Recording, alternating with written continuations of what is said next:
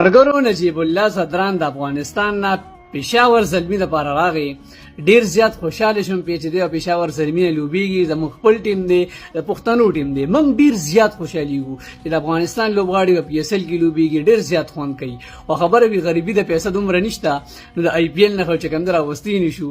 نو خبره دار چې پېښور زلمي لپاره مخکې به حضرت الله سازي لوبېدو، یاره ډیر زیات خوند به کومه به دغه بیټینګ کته. هغه نه پس کوم نبی الحق پېښور زلمي تراغه دغه بیټینګ، رحمان الله ګوربس اسلام آباد یونایټډ کې دغه بیټینګ، د فضل حق فاروقی بالینګ، اوس چې کوم دی خان مجيب الرحمن دغه بالینګ، اوس نجیب الله صدران راغی. یقینا کې ډیر زیات خوندونه مخکې کول محمد نبی په کې لوبېدو.